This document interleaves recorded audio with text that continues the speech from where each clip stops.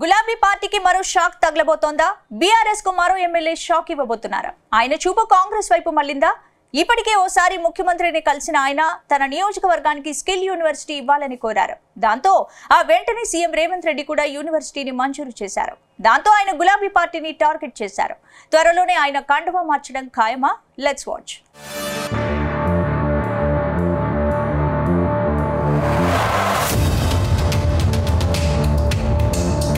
BRS పార్టీకి మరో నేత షాక్ ఇవ్వబోతున్నట్టు తెలుస్తోంది.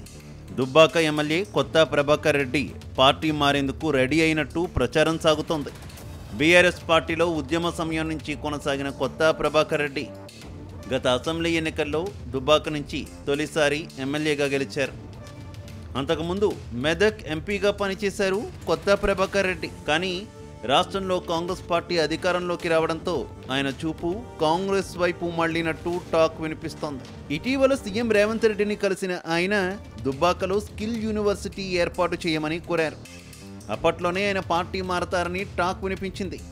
దీనికి బలం చేకూరుస్తూ సీఎం రేవంత్ రెడ్డిపై ప్రశంసలు కురిపించడం హాట్ టాపిక్గా మారింది.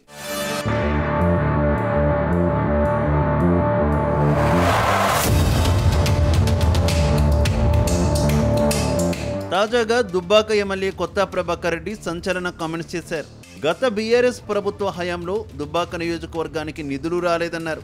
కానీ కాంగ్రెస్ హయాంలో ఎక్కువ మొత్తంలో నిధులు వచ్చాయని చెప్పుకొచ్చారు.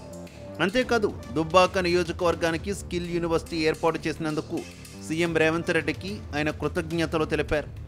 అభివృద్ధి విషయంలో రాజకీయాలు చేస్తే నష్టపోయేది మనమే అన్నారు.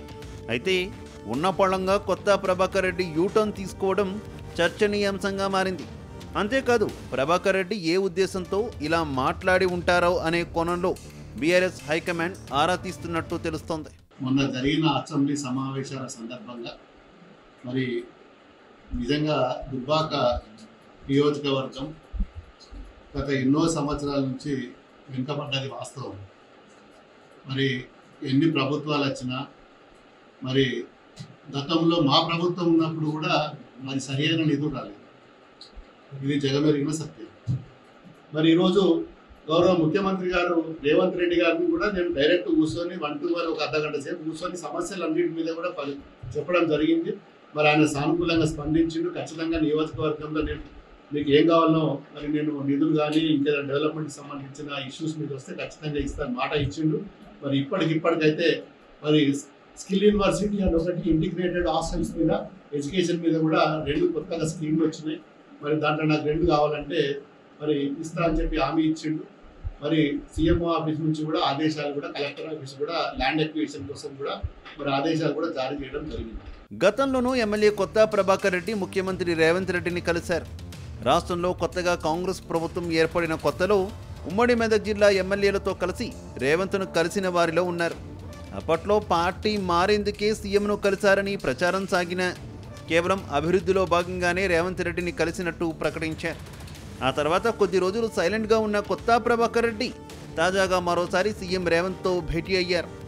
దుబ్బాకకు స్కిల్ యూనివర్సిటీ ఇవ్వాలని విజ్ఞప్తి చేశారు. ఆయన కోరిన వెంటనే దుబ్బాకకు స్కిల్ యూనివర్సిటీని మంజూరు చేశారు.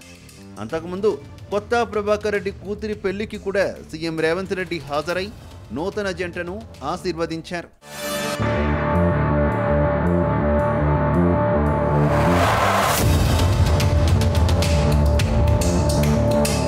మొత్తం మీద ఎమ్మెల్యే కొత్త ప్రభాకర్ రెడ్డి సీఎం రేవంత్ రెడ్డిని పొగడడం వెనుక మతలబు ఏంటని చర్చ గులాబీ పార్టీలో జోరుగా జరుగుతోందట. ఆయన పార్టీ మారే ఆలోచనలో ఉన్నారా అని గులాబీ బాస్ కేసీఆర్ ఆరా తీస్తున్నారట. సిద్దిపేట జిల్లాలో మంత్రి హరీష్ రావుకు అత్యంత సన్నిహితుడుగా ఉన్న కొత్త ప్రభాకర్ రెడ్డి పార్టీ మారితే మాత్రం హరీష్ రావుకు గట్టి ఎదురు దెబ్బే అంటున్నారు. మొత్తంగా కొత్త ప్రభాకర్ రెడ్డి కామెంట్స్ గులాబీ పార్టీలో కలకలం రేపుతున్నాయి.